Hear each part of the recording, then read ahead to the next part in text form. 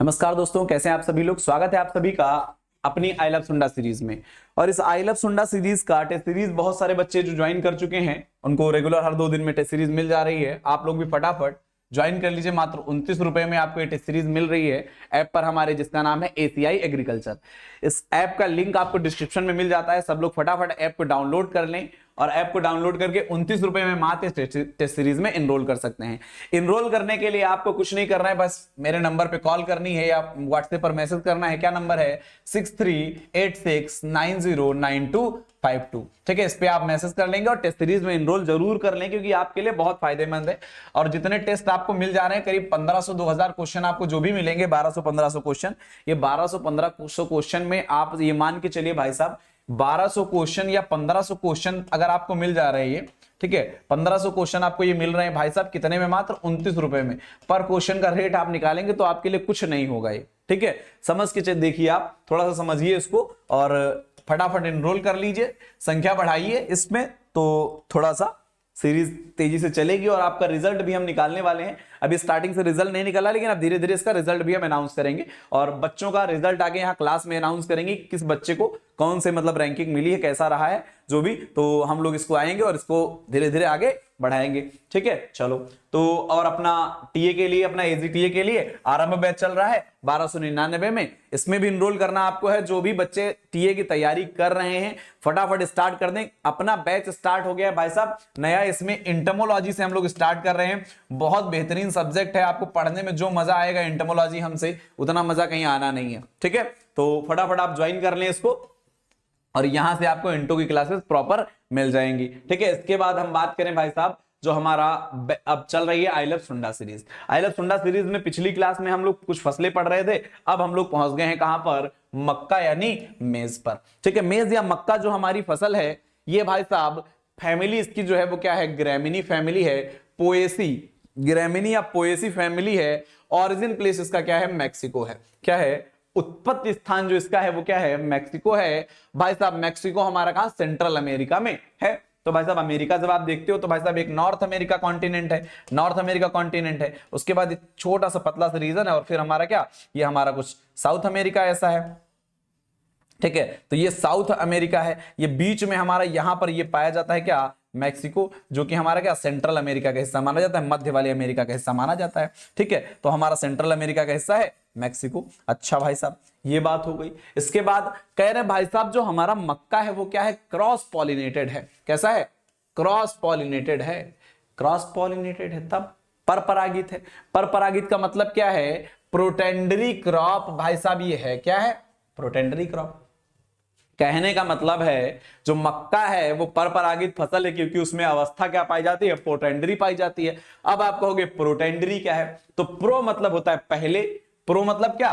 पहले, और Andriy, Andriy का मतलब भाई साहब यहां पर है एंड्रोशियम से। क्या है? एंड्रोशियम से। एंड्रोशियम क्या होता है भाई साहब? मेल पार्ट होता है। क्या होता है? मेल फ्लावर जिसे आप बोलते हो। मेल फ्लावर जो होता है उसे एंड्रोशियम बोला जाता है, फीमेल को गाइनोशियम बोला जाता है, आप जान ही रहे हो। तो एंड्रो जो हमारा है, यानी इसमें पहले क्या होगा? एंड्रोशियम मैच्योर हो जाएगा। यानी इसमें मेल फ्लावर जो है या मेल पार्ट जो है पहले मैच्योर हो जाता है, इसीलिए इसमें हमारा क्या हमेशा होगा? Cross pollination. कहने का मतलब देखो, ये हमारा जो प्लांट है मक्का, ये प्लांट पहली बात इसमें क्या है? ये होता है मोनोसियस। बात समझो जरा, क्या बताना चाह रहे हैं हम। मक्का हमारा कैसा पौधा है? मोनोसियस है। अब आप कहोगे भाई साहब मोनोसियस कौन सी बला है? हम बताएंगे, देखो मोनोसियस जो होता है ये एक ही प्लांट होगा। ये एक ही प्लांट है। इस एक ही प्लांट पे ये हमारा एक फूल पाया जा रहा है, ये नर फूल है। ठीक है, और इस ही प्लांट पे अलग, यानी सेम फ्लावर में नहीं, मादा भी इसी पे पाया जाएगा, नर भी इसी पे पाया जाएगा, लेकिन अलग अलग स्थायी जगह पर। यानी एक ही प्लांट में नर भी पाया जा रहा है, उसी प्लांट पे मादा भी पाई जा रही है, लेकिन अलग अलग जगह पर, यानी अलग अलग फ्लावर में। यानी एक ही फूल में नहीं नर मादा होगा। एक ही फूल में होता तो उसे बोलते हैं हर्माफ्रोडाइट। एक ही प्लांट पे है लेकिन अलग अलग फूल में है। एक ही प्लांट में है लेकिन अलग अलग फूल में है तो उसे बोलते हैं मोनोसियस, और अलग अलग प्लांट में ही हो जाए तो उसे बोलते हैं डायोसियस। तीन चीजें हमने बताई। क्या बताई हमने? पहली हमने बताई कि भाई साहब अगर एक ही प्लांट पर एक ही फूल में नर और मादा दोनों पाए जा रहे हों तो उसे बोलते हैं हर्माफ्रोडाइड। क्या बोलते हैं? हर्माफ्रोडाइड। और अगर एक ही प्लांट में नर और मादा अलग अलग फूल में पाए जा रहे हैं तो उसे बोलते हैं मोनोसियस। और भाई साहब अगर नर और मादा अलग अलग प्लांट पर ही पाए जाते हैं तो उसे बोलते हैं डायोसियस। ये मक्का हमारा है मोनोसियस, इसका मतलब एक ही प्लांट में इसमें नर और मादा दोनों पाए जाएंगे। इसके नर फूल को कहा जाता है क्या? टैसेल। क्या कहा जाता है? टैसेल। और मादा पुष्प को कहा जाता है सिल्क। इसका मतलब है एक ही मक्के के प्लांट पर टैसेल और सिल्क दोनों पाए जाते हैं और इसमें अवस्था पाई जाती है प्रोटेंड्री। इसका मतलब नर इसमें पहले मैच्योर हो जाएगा, इसका मतलब टैसेल पहले निकल आएंगे और भाई साहब सिल्क बाद में निकलेगा। यानी टाइमिंग इनकी एक जैसी नहीं है। क्या है? टाइमिंग सिंक्रोनियस नहीं है, समान नहीं है। इसका मतलब भाई साहब जब नर निकलेगा तब मादा होगी नहीं उसके फूल पे, उसके प्लांट पे। इसका मतलब है वो नर जाकर कहीं ना कहीं और किसी प्लांट की मादा को क्या करेगा? निषेचित कर देगा। इसका मतलब है भाई साहब इसमें क्या होगा? हमेशा क्रॉस पॉलिनेशन ही होगा, कभी सेल्फ पॉलिनेशन हो ही नहीं सकता। यही तो हम बता रहे थे। कैसा है? क्रॉस पॉलिनेटेड है। क्यों? क्योंकि इसमें पाई जाती प्रोटेंडरी क्रॉप है और C4 टाइप का हमारा प्लांट है। हमने बताया था जितने भी मिलेट हमारे हैं वो सारे कैसे हैं? C4 प्लांट हैं। इसके बाद अगर हम बात करें मेज plant does not form tillers. कह रहा मक्का का जो पौधा है इसमें कल्ले वल्ले नहीं निकलते भाई साहब, ना कल्ले निकलेंगे ना वल्ले निकलेंगे, इसलिए इसको नॉन टिलर प्लांट भी कहा जाता है।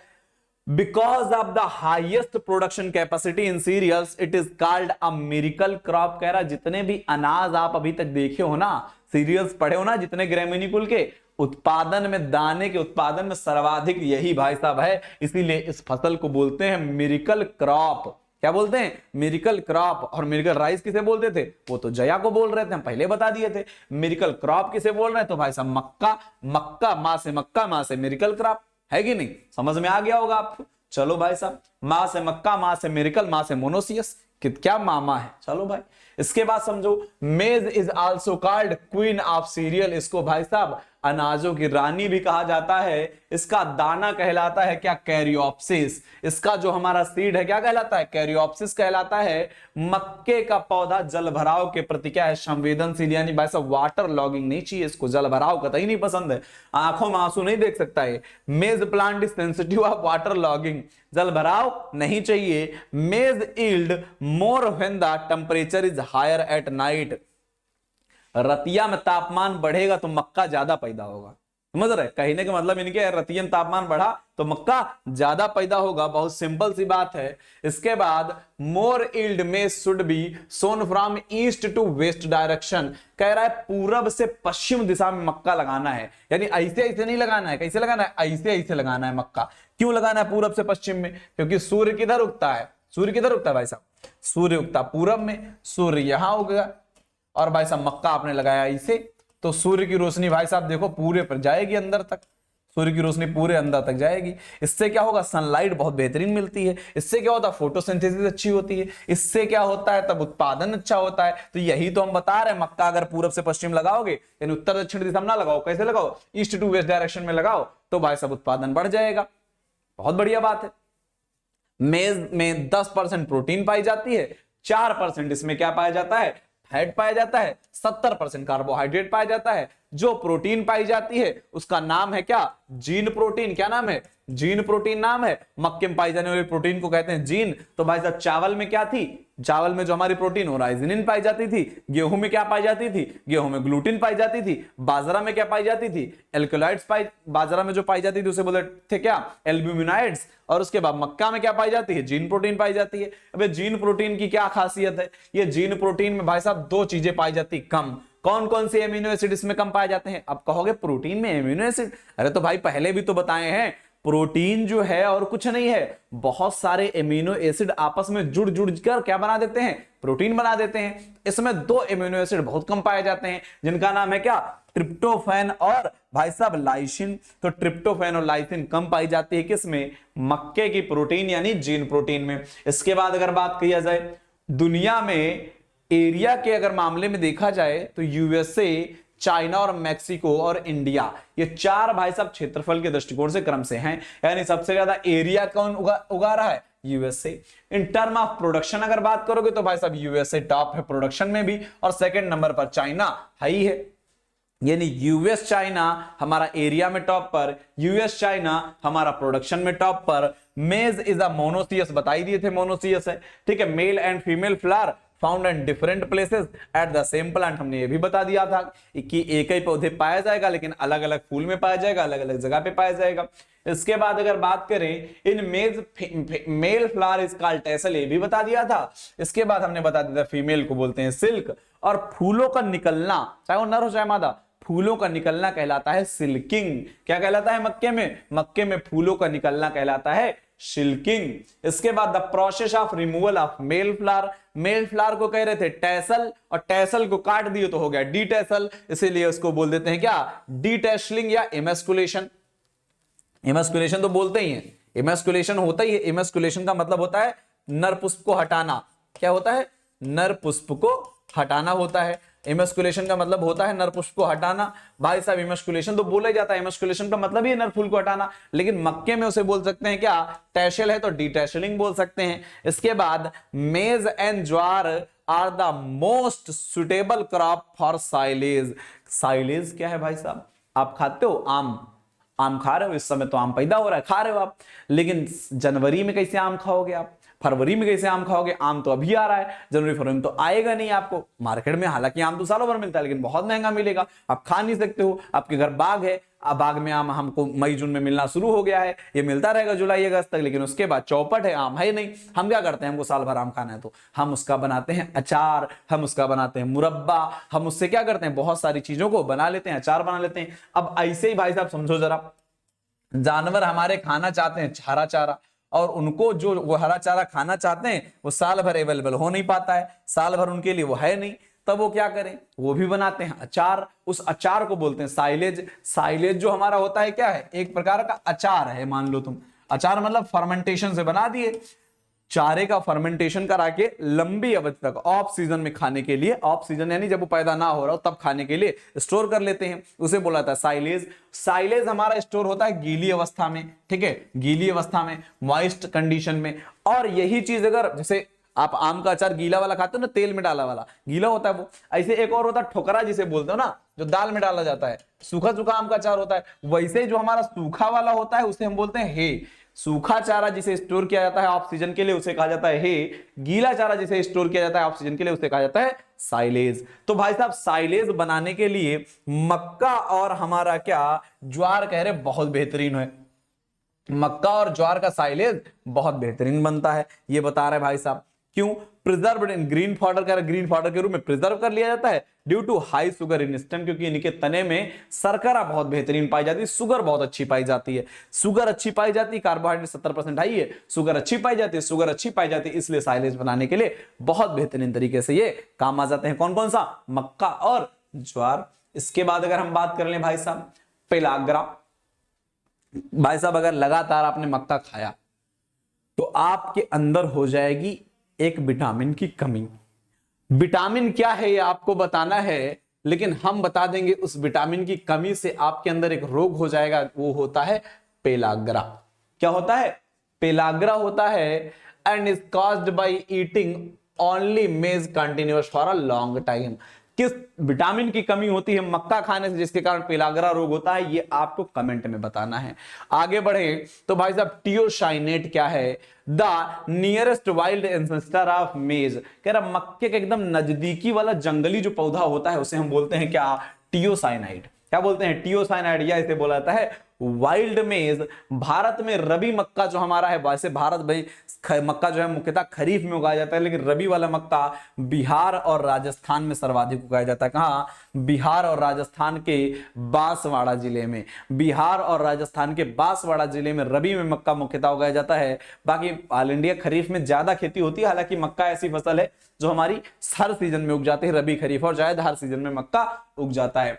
Classification on the basis of properties, कह रहा है इनकी प्रॉपर्टीज के आधार पर अगर हम क्लासिफिकेशन करें तो कर लो भाई, आधार पर देखो जरा। तो पहला ये कह रहे हैं जियामेज इंड्यूराटा। क्या कह रहे हैं? जियामेज इंड्यूराटा। साइंटिफिक नेम किसका है? फ्लिंट कॉर्न का। किसका है? फ्लिंट कार्न का साइंटिफिक नेम होता है जियामेज इंड्यूराटा। भाई साहब it is grown in the largest area in India. कह रहा सर्वाधिक क्षेत्र पे कौन सा उगाया जा रहा है भारत भर में, तो फ्लिंट कार्न यानी इंड्यूराटा। फ्लिंट कार्न उगाया जाता है, साइंटिफिक नेम क्या है, इंड्यूराटा। याद रखो फ्लिंट कार्न है इंड्यूराटा, डेंट कार्न है इंडेंटाटा। फ्लिंट कार्न है इंड्यूराटा, डेंट कार्न है इंडेंटाटा। तो डेंट में तो आपको याद हो गया, देखो भाई साहब डेंट कार्न है इंडेंटाटा, तो डेंट में डेंट सीधे सीधे दिख जाएगा आपको लिखा हुआ। तो इंडेंटाटा हमारा क्या है, डेंट कार्न। डेंट मतलब होता है दांत, तो भाई साहब इसका जो दाना होगा वो दांत जैसा नजर आएगा, हार्ड लाइक अ टूथ। कह रहा दांत जैसा कठोर होगा। It cultivation is common in the US. कह रहे डेंट कार्न जो है भाई साहब दांत दिखाते हैं अमेरिका वाले ज्यादा हैं, तो वहीं उगाया जाता है डेंट कार्न। ठीक है, इसके बाद आता है जियामेज सैचेराटा। जियामेज सैचेराटा, भाई सेकेराटा नहीं सैचेराटा, ये है सैचेराटा। सैचेराटा मतलब शुगर वाला सैचेराटा। ठीक है, ये होता है सैचेराटा। तो जियामेज सैचेराटा है, जियामेज सैचेराटा जो हमारा it is called sweet corn. क्या कहा जाता है, स्वीट। स्वीट मतलब शक्कर, शक्कर मतलब सैकरीन, सैकरीन मतलब सैकेराटा। ठीक है, तो शक्कर शक्कर मतलब ले लोगे तुम सैकेराटा से। और ये हमारा क्यों होगा, शक्कर पाई जाती है डिब्बा बंदी के लिए बहुत यूज होता है, कैनिंग पर्पस के लिए यूज किया जाता है, स्टोर करने के लिए, डिब्बा बंदी के लिए। ठीक है, तो मक्के की स्टोरेज के लिए या कैनिंग पर्पस के लिए हमारा कौन सा इंपॉर्टेंट है, कौन सा, सैचेराटा। चलो भाई साहब 3 हमने अभी तक पढ़ लिए, कौन कौन से पढ़ लिए जरा बताओ। हमने कहा, हमने पहला पढ़ा है फ्लिंट कार्न। हमने कहा फ्लिंट कार्न होता है क्या, इंड्यूराटा। फ्लिंट है तो इंड्यूराटा, फिर डेंट है तो इंडेंटाटा, फिर सुगर है तो सैचेराटा। स्वीट या सुगर है तो सैचेराटा। क्लियर। इसके बाद भाई साहब देखो जरा तीसरा हमारा, चौथा जो हमारा है, ये कह रहे हैं मक्का जो स्वीट है, sweeter than the other. Sweet corn जो है स्वीट होता सबसे, that's why the crops are eaten after breaking them before cooking. कह रहे पकाने से पहले कच्चे खा लेते हैं, कभी कभी मीठा तो लगता ही है। वेराइटीज इसकी अगर देखो, प्रिया और माधुरी जी क्या है, स्वीट कार्न की वेराइटीज है ये, प्रिया और माधुरी। इसके बाद भाई साहब जियामेज इवर्टा, चौथा हमारा है इवर्टा।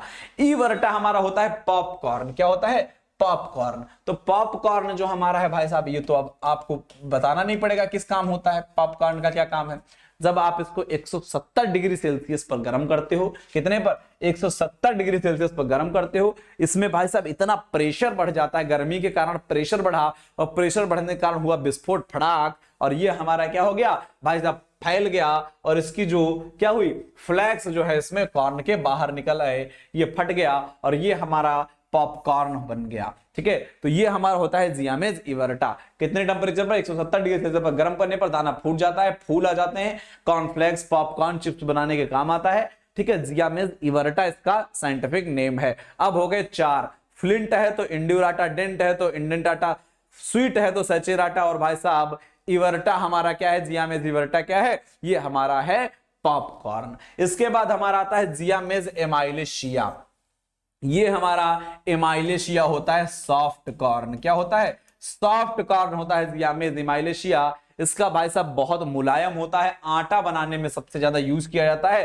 फ्लोर कॉर्न या मेज या सॉफ्ट कॉर्न, फ्लोर कॉर्न, मेज, टेबल कॉर्न या सॉफ्ट कॉर्न इसको कहा जाता है। आटा बनाने में सर्वाधिक यूज किया जाने के लिए सबसे बेहतर रहता है जियामेज एमाइलेशिया। एमाइलेशिया क्या है, सॉफ्ट है। एमाइलेशिया क्या है, सॉफ्ट है। एमाइलेशिया सॉफ्ट है। इसके बाद हमारा आता है पॉडकॉर्न, और पॉडकॉर्न और कुछ नहीं होता है भाई साहब, होता है जियामेज क्या, टुन्नी काटा।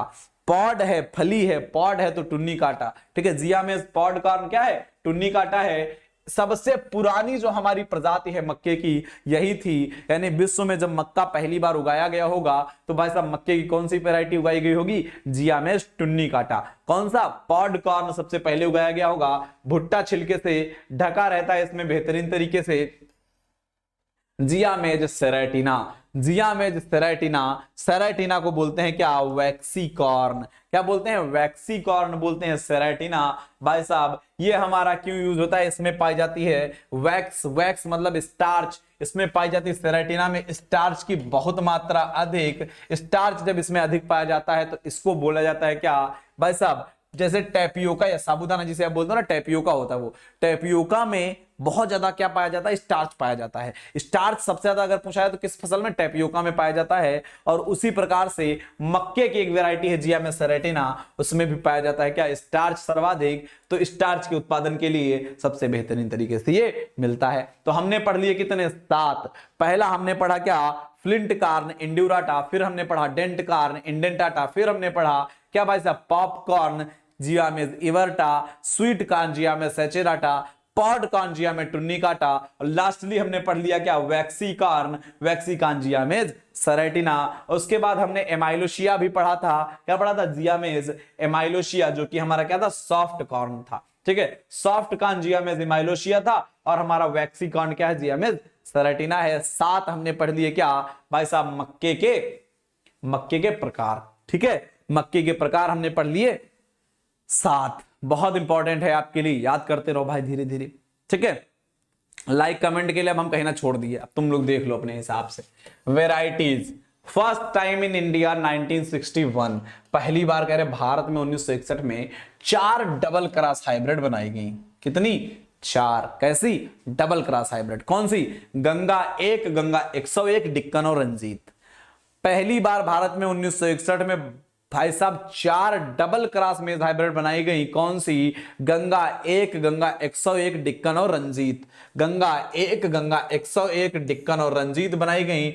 वह released in all India coordinate release project on मेज। तो भाई AICRP ने इनको बनाया था। AICRP, पहला AICRP मक्के के लिए ही बनाया गया था, ये भी इंपॉर्टेंट है। पहला AICRP मक्का के लिए ही बनाया गया था। कब बनाया गया था? 1957 में। पहला आपसे पूछा जाए all India coordinate research project किस फसल का बना? मक्के का बना। कब बना? 57 में बना। इसने 1961 में यानी बनने के अपने 4 साल बाद 4 वेराइटीज निकाली। किसकी? भाई साहब मक्के की। कैसी वेराइटी? Double cross hybrid. कौन सी? गंगा 1, गंगा 101, डिक्कन और रंजीत। इसके बाद अगर बात किया जाए माही कंचन और माही धवन, ये वेराइटीज में मक्के की राजस्थान में इवाल्व की गई, राजस्थान में उत्पन्न होती हैं, ठीक है। इसके बाद top cross hybrid. Top cross hybrid किसमें जो बनाई गई? टॉप क्रॉस से बनाई गई गंगा 2 और हाई स्टार्च। आप पूछोगे टॉप क्रॉस क्या होता है? तो टॉप क्रॉस और कुछ नहीं होता है, एक इनब्रिड लाइन का जब हम किसी ओपन पॉलिनेटेड वैरायटी से क्रॉस करवा देते हैं तो उसे बोला जाता है टॉप क्रॉस। अब कहोगे इनब्रिड लाइन क्या है? यानी जैसे ए और बी का हमने क्रॉस करवाया, ठीक है, इस ए और बी का क्रॉस करवा के जो हमें उत्पन्न हुआ, जो संतान मिली, मान लो यहां पर कोई भी एक्स संतान मिली, इसका किसी बाहर की वैरायटी से सी से क्रॉस करवा दें तो ये जो हमारा बनेगा ये क्या हो जाएगा? टॉप क्रॉस हो जाएगा। बात समझ में आई? टॉप क्रॉस में क्या होगा? ये हमारी इनब्रिड लाइन थी, इससे हमने एक चीज पैदा की थी, उसका हमने किसी बाहर की वैरायटी से क्रॉस करा दिया। अगर इनमें से किसी से करा देते तो बैक क्रॉस होता, बाहर की किसी वैरायटी से क्रॉस करा दिया तो क्या हो गया? वो हमारा कहलाएगा टॉप क्रॉस। क्या कहलाएगा? टॉप क्रॉस कहलाएगा, ठीक है। चलो ये हो गया। इसके बाद अगर बात किया जाए तो हमने कहा इनब्रिड लाइन का क्रॉस किससे करा देंगे? किसी ओपन पॉलिनेटेड वैरायटी से करवा देंगे। किससे करा देंगे? किसी ओपन पॉलिनेटेड वैरायटी से करवा देंगे। तो भाई साहब ये बात समझ में आपको आ गई। इसके बाद क्या होता है? इसके बाद हमने कहा 1967 में 6 कंपोजिट वैरायटी बनाई गई। 6 कंपोजिट वैरायटी बनाई गई। भाई साहब हाइब्रिड नहीं, कैसी? कंपोजिट। कंपोजिट यानी संकुल। क्या बोला था इनको? संकुल प्रजातियां बनाई गई, कंपोजिट वैरायटी बनाई गई। कौन कौन सी? विक्रम, विजय, अंबर, किसान, जवाहर, सोना। विक्रम, विजय, अंबर, किसान, जवाहर, सोना, 6 वैरायटी। कौन कौन सी? विक्रम और विजय, अंबर और किसान, जवाहर और सोना। तो भाई साहब किसान, सोना, जवाहर, अंबर, विक्रम, विजय सारी हमारी क्या थी? 1967 में डेवलप की गई थी। कैसी? कंपोजिट वैरायटीज थी मक्का की। इसके बाद भाई साहब composites for early duration, Pratap बनाई गई। भाई साहब जल्दी तैयार होने के लिए, अर्ली ड्यूरेशन के लिए प्रताप। अगेती 76, अगेती है तो भाई साहब जल्दी तैयार हो ही जाएगी। इसके अलावा कंचन, लक्ष्मी और तरुण। कंचन, लक्ष्मी, तरुण, अगेती 76 और भाई साहब कौन सी? प्रताप। ये कंपोजिट वैरायटीज हैं जो जल्दी तैयार हो जाती हैं।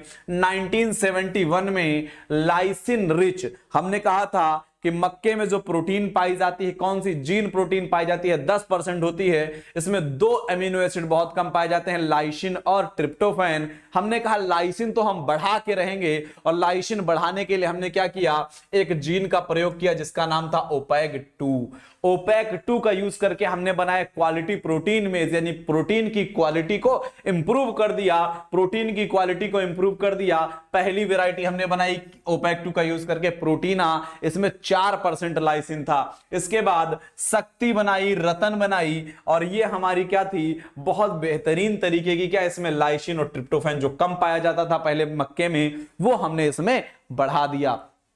बात समझ में आई। 1971 में हमने क्या किया, मक्के में मुख्यतः जो प्रोटीन पाई जाती थी, जीन प्रोटीन, उसमें लाइसिन और ट्रिप्टोफैन कम पाया जाता था। हमने उसको बढ़ाने के लिए किसका यूज किया, ओपेक 2 नाम के एक जीन का यूज किया। ओपेक 2 का यूज करके हमने क्या किया भाई साहब, प्रोटीना बनाई, शक्ति बनाई, रतन बनाई।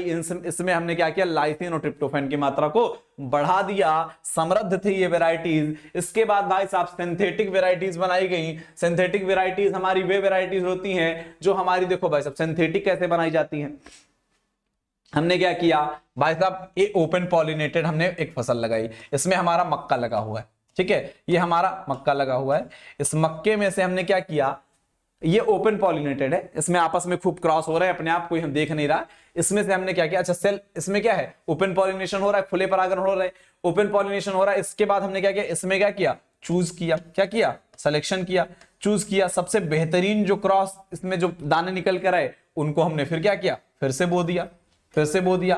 फिर से बोने के बाद इनका आपस में ओपन पॉलिनेटेड क्रॉस हो रहा है, फिर हमने क्या किया, इसमें बेहतरीन को चूज किया, उसके बाद फिर उनको सीड के तौर पे लगा दिया। ऐसे जो हमारी वेराइटीज बनती हैं कहलाती हैं सिंथेटिक वेराइटीज। सिंथेटिक वेराइटीज हमारी ओपन पॉलिनेशन से सबसे बेहतरीन तरीके की सीड को निकालना होता है। और पहली वेराइटी जो ऐसे बनाई गई सिंथेटिक वेराइटी मक्का की, उसका नाम रखा गया क्या, अंबर। ठीक है, क्या नाम रखा गया, अंबर वेराइटी जो है ये कैसी है, सिंथेटिक वेराइटी है, किसकी, मक्का की। क्या है, सिंथेटिक वेराइटी है मक्का की। New varieties for quality protein मेज, क्यूपीएम के लिए भाई साहब, क्यूपीएम के लिए, क्वालिटी प्रोटीन मेज के लिए जो ओपेक 2 वेराइटीज जो है डाली गई थी, इसके लिए हमने बनाया क्या, शक्तिमान 1, शक्तिमान 2 और एचक्यूपीएम 1, हाई क्वालिटी प्रोटीन मेज 1। तो ओपेक 2 का यूज करके हमने जो नई वेराइटीज बनाई, कौन कौन सी मक्का की नई वेराइटीज क्वालिटी प्रोटीन मेज वाली बनाई हमने, शक्तिमान 1, शक्तिमान 2 और एचक्यूपीएम 1। एचक्यूपीएम 1 का फुल फॉर्म क्या है, आपको पता ही होगा, एचक्यूपीएम 1 हाई क्वालिटी प्रोटीन मेज 1। ठीक है, खरीफ में इष्टतम पौधे की जो संख्या होती है 65,000 से 70,000 तक क्या रहती है, प्लांट पॉपुलेशन रहती है 1 हेक्टेयर में। खरीफ में प्लांट पॉपुलेशन मक्के की कितनी है, 65,000 से 70,000 प्रति हेक्टेयर होती है। इसके बाद अगर सीड रेट की बात किया जाए तो 15 से 20 किलोग्राम सीड पर हेक्टेयर भाई साहब खरीफ में लग जाता है।